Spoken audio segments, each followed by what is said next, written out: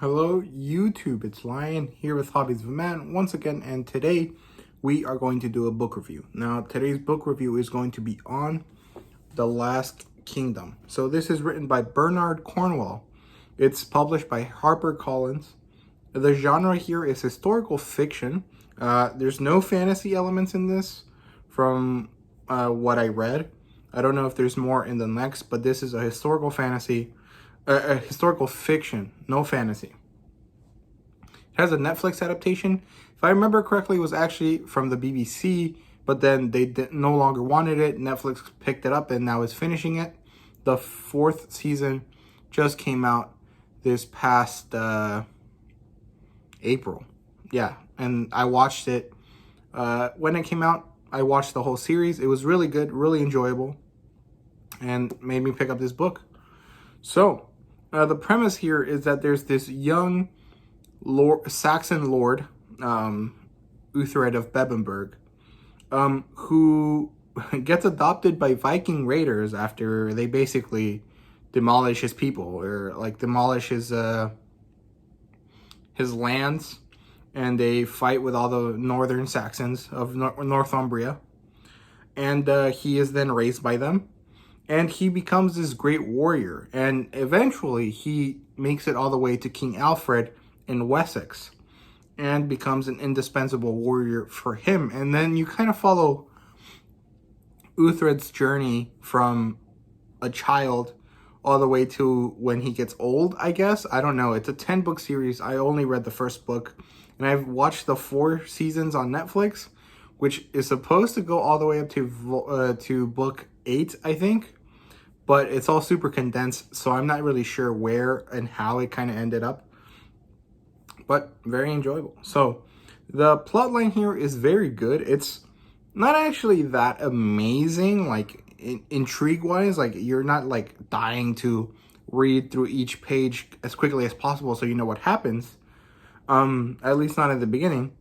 But it does pick up and is actually intriguing or interesting, in the sense that you want to know what's going on. You want to know what he's doing. You know, you want to understand why Uhtred is the way he is, and the kind of like how it works for him to be raised by Vikings, even though he's a Saxon lord, and how, you know, you kind of see him grow loyal to them, but still have that little bit of like, oh, I'm going to kill these guys as soon as I can when I know how to do it.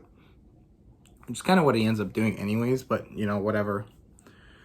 So yeah, I really enjoyed following Uhtred. In this book specifically, we follow him from age 9 to 20. He ends up being 20 by the end of the book. And you end up spending about most of the first 2/3 of the book with him as a child, kind of experiencing the world and setting the tone for what this series is. You see, you know, the violence of the Vikings and the terror that the English feel. But you also see that the Vikings are just regular people trying to do what they can to survive, trying to follow their way of life, essentially. Given the fact that their way of life causes other people to lose theirs, is not really the point of the book, although it is mentioned and seen. It's just that people have to do what they do, and they're doing what they have to do. So the last little interesting bit of the plot here is that the battles are very well done, and they're not very romanticized. Like, we see Uhtred, and from his perspective, battle is amazing. It's this gorgeous like moment of fear and adrenaline and power where you're in charge of your own life, of your own destiny. And you don't get pulled this way or that. You just are in the moment. And that is a little bit romanticized, but really the fact that you're the reader and you can see what's happening around you as Uhtred does his thing really helps you see that, you know, a battle, life and death at the edge of a blade is really actually quite a horrifying experience. And I thought that was super cool. And yeah, so there's a lot of characters here. It's actually akin to epic fantasy. Like, there's an immense amount of characters. The only difference here is that this is purely from the perspective of Uhtred, and it doesn't ever change. You're always looking at everything from Uhtred. So the characters here that we mentioned are Uhtred, obviously, the main character. And the most important secondary characters for Uhtred at this point are probably Brita, who is another Saxon girl that becomes a Viking, that chooses to be Viking, in this case because she hates the people she was raised by. And Ragnar. I don't remember his last name. I think it'd be Ragnar Revson. I don't remember exactly though. But I'm talking about Ragnar the Terrible or Ragnar the Strong. I can't remember. But he's the Viking that raised Uhtred. And he's also the father of another Viking named Ragnar as well. So Ragnar Ragnarsson. Who is essentially Uthred's older brother. And then there's two other characters that are important. Alfred and Beocca. Now, Alfred is the king of southern England, of Wessex, actually. And he is kind of like the foil slash antagonist slash important piece of the puzzle for Uhtred. He's kind of the person that yanks Uthred's chain and forces him to do what he must in the hopes that England will survive, which is really cool. I really didn't like Alfred as a character, personally. Like, I don't think his individual characteristics are all that great, except for his cunning. I think that's probably the best part here, is that he's like this very shrewd individual, and like all he does is look, think, and write. And it's a really interesting way of forcing a king to be. Usually kings in stories are these big, meaningful warriors if they're good, or horrible, disgusting, like greedy, bad people if they're the bad guys. It really depends on your perspective, right? But I thought it was interesting that they made him into this random, like, just smart guy that happens to be king and therefore has power. And it's really interesting. I really enjoyed it.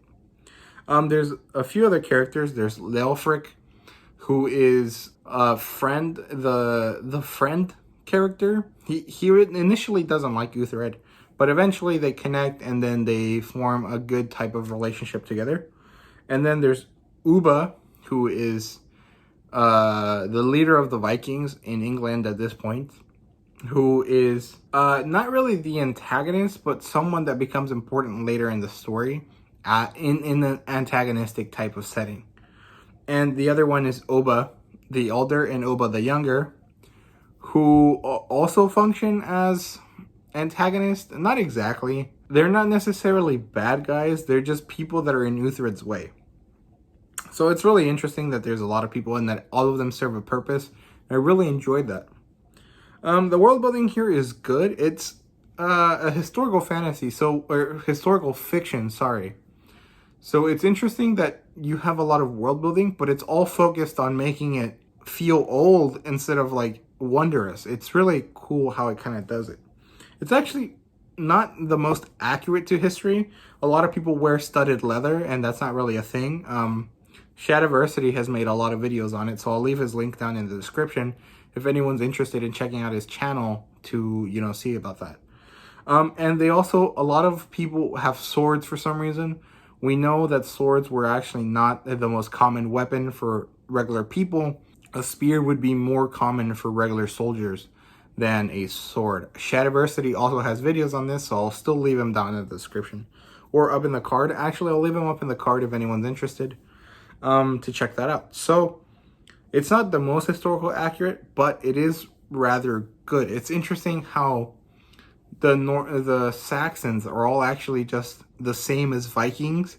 They just happen to adopt Christianity at some point before the Viking people that are currently invading came here. So you see Uhtred talk about how he doesn't like Christianity because it like just puts a damper on everything, and how he's religious in the sense that he believes in something higher than him, but he doesn't like the Christian God because the Christian God is so boring, and the gods of the Vikings are much more interesting and meaningful, and they seem to support him more in the sense that they allow him to win battles.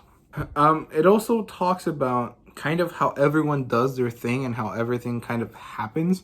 And it's really interesting that you're not really aware that stuff is being told to you, but you still like end up reading the book and then understanding a lot about how the society of the time worked, or at least according to the book. It's not necessarily accurate, but you understand like large picture how stuff worked. It was really cool. Very well done. There was no art and there's no fan service, although there are mentions of sexual things, but very vaguely and very not common, but it is a very gritty kind of realistic story. So there are going to be elements of that might not be good for people that are young to read. I'm just letting it be known in case anyone, is interested in knowing that. And yeah, so it's much better than the show. It actually takes a lot longer to get to the important bits, or the action bits, I guess.